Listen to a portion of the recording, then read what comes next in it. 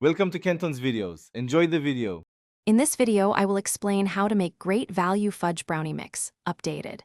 Preheat oven to 350 degrees F, grease an 8x8 pan and gather ingredients.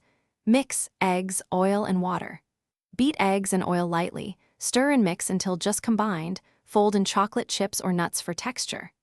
Spoon batter into pan, smooth the top, and bake until a toothpick shows moist crumbs but not raw batter for perfect fudgy edges. I like simple swaps that make a big difference without extra fuss. Use 1 extra egg for a denser, custard-like crumb and swap 1/4 of the oil for melted butter to deepen the flavor. Stir gently to avoid overmixing, then add chocolate chips or nuts for contrast. These easy tweaks turn a boxed mix into a homey, bakery-style brownie that stays fudgy the next day. Hey friends, quick pause and a friendly ask. If you're finding this helpful, please subscribe and like, it really supports the channel.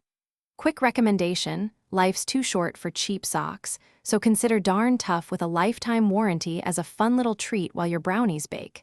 I've left the link and some deals in the description for easy access. Thanks for the support, now let's get back to the video. Timing and technique matter more than long ingredient lists when making brownies from a mix. Bake on the center rack for even heat, and start checking at 20 minutes so you can catch that perfect fudgy set.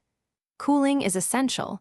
Let the pan rest for at least 20 minutes to firm up and make slicing neater. Small changes in time and temperature give you consistent, restaurant-style results at home. Thanks for watching. Consider subscribing if we helped you.